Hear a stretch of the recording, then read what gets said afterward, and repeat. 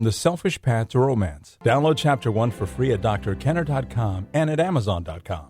Leanna, you're dealing with your own anger. Is that true? Oh, yeah, absolutely. Well, I've got a history of some crazy things. My dad and my brother are bipolar. Okay. He was an alcoholic. Who's the he? Your brother? Your father was an alcoholic? Yeah, both of them were bipolar, and my dad was an alcoholic. Yeah. Well, growing up with my dad being very critical, it gave me a very low self-worth. I had a very skewed self-image. Wound up with, avoidative personality disorder. Mm-hmm. Okay, avoidant, meaning that you pretty much wanted to go in a corner and not deal with the world? Yeah, pretty much. I just took everything that was a problem to me and just stuffed it down deep inside. But the problem with that is that it redirected all my anger and all the things towards myself and gave me a very, very skewed self-image from there. Okay. And since then, about a year ago, I've found myself and worked on a lot of issues and been able to get away from a lot of things, but I'm having particular trouble with my anger. I get very irritated. Now, some of it might have to do, I might have some bipolar because my dad obviously had it, my brother got it. I get irritable easy and things like that. Here's my main issue. I don't know where to put all of that anger, all of that emotion that I've got inside. I recognize when it happens, and I recognize what's making me angry, but I don't know what to do after that. I don't know where to put all of that emotion. I don't know where to put all of that intensity without hurting everybody around me. Okay. Being, condescending and things like that. There's no reason why, to the rescue. What you want to give yourself are a body of skills called assertiveness skills.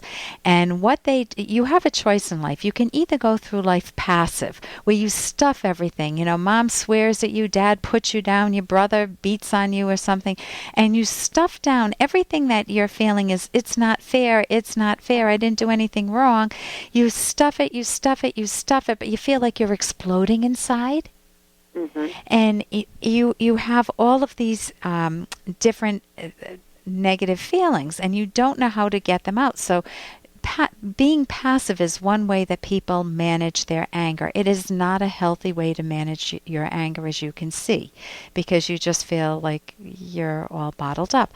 Another way is to just let the anger out. I'm a direct person. I'm not going to sweet talk you. I'm not going to tiptoe around and say, oh, I'm okay, when I'm not okay. I'm going to tell you how I feel. I think you're an idiot. I think you're a jerk. I think you hurt me. You did this. What is the first word I'm using in every one of those sentences? Listen again. You. If you could see me now, my face is leaning forward. If you were in front of me, I'd be in your face with my finger pointing at you. Sometimes it's called finger pointing language.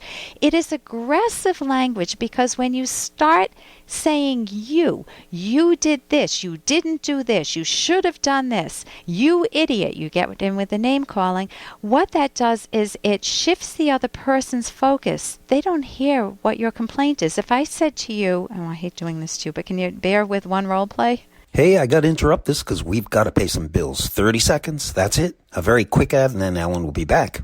Romance. Ugh, I wish guys knew more about what we want from a relationship.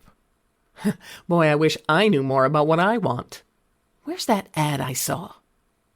Here it is. The Selfish Path to Romance. A serious romance guidebook. Download Chapter 1 for free at selfishromance.com and buy it at amazon.com. The Selfish Path to Romance. That is interesting. If I said to you, oh, I hate doing this to you, but can you bear with one role play? Leanne, you're such a jerk. You put the car in the wrong place again. What are you focused on right now? Well, yeah, the fact that you called me a jerk. Yeah, and did you even hear that you put the car in the wrong place? Well, I did. You can hear it, but your focus shunts over. It shifts over to, don't call me a jerk. Don't call me an idiot. I didn't do anything wrong. I'll park where I damn please. And you get into this rebellious, don't tell me what to do, don't put me down. When you start a sentence with a you and then throw in your evaluation, you did this, you did that, you're actually attacking the person's personality. and you were at the receiving end of that. If you're saying that your brother and your father was very critical, and I don't know if your brother was, but your father was very critical of you. You were on the receiving end of that and didn't know assertiveness skills as a kid. Are you with me so far? Yes. So what you need to do to be able to express your anger, you need to be able to switch the yous to I's. I'm feeling really frustrated. I remembered I told you that that's an emergency entrance, that we need to leave that open, and this is the 5th time I've seen your car parked there. If I cut, what are you now thinking?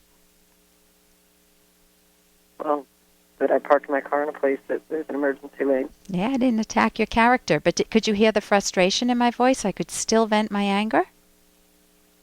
Yeah. It's fascinating. I can say one of the examples, I love this parenting book, How to Talk So Kids Will Listen and Listen So Kids Will Talk. There's an example of the mom saying, there's a wet towel on my bed and I'm seeing red. She just gets real angry. You can express angry, but she didn't attack the person's character. She talked about how she was feeling. Is that so? I'm only giving you just a little window into assertiveness skills. There are multiple assertiveness skills rather than just I and you, knowing the difference between I language and you language, or assertive and aggressive language. But if you get a book on assertiveness skills, there's a book Asserting Yourself. There's a book Messages by McKay and some other authors. There are multiple good books on the market that can teach you how to express yourself. Even that parenting book I mentioned, not all of them are on my website. The parenting book is on my website, drkenner.com. That teaches assertiveness skills for pint-sized kids, or there's one for teenagers too. But if you've got a lot of pent-up anger, you want those skills. Then you can even go back to the people that hurt you in your past, and you can, if you want, it may not be worth it, and say, I feel really angry. I felt attacked a lot as a child, and I'm hurting now for it. I'm repairing myself. I want to let you know that I'm hurting a lot, that it did a lot of damage.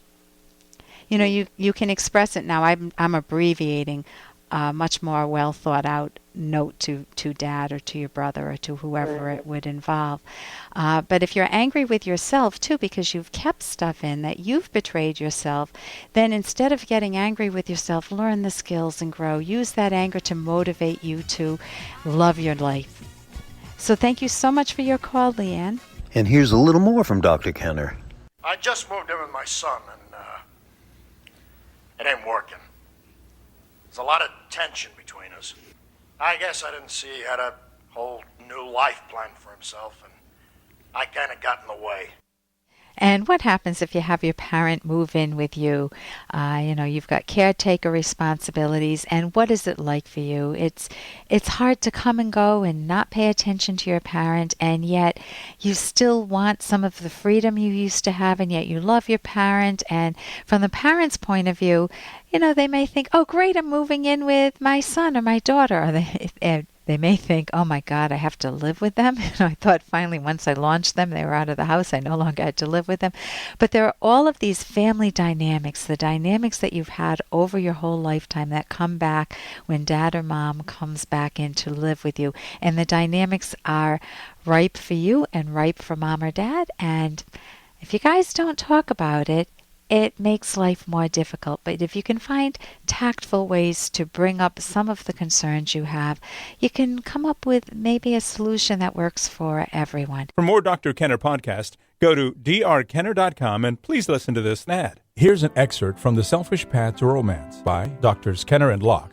Modern life is often hectic, especially for couples with children, and even more so for dual-career couples with children. It's nearly impossible to become sexually aroused when you are exhausted. A Newsweek article on sex and marriage told the story of Maddie, who had enjoyed sex with her husband Roger, but her increasingly busy life, children, career, and so on, left her too tired for intimacy. In an effort to be romantic, Roger would typically light a candle in the bedroom, but Maddie told Newsweek, I would see it and say, oh God, not that candle. It was just the feeling that I had to give something I didn't have. Sex was low on Maddie's priority list and had become a duty, an unwanted obligation. Being intimate out of self-sacrificial duty when you're tired is guaranteed to take the joy out of sex. Download Chapter 1 for free at drkenner.com and at amazon.com.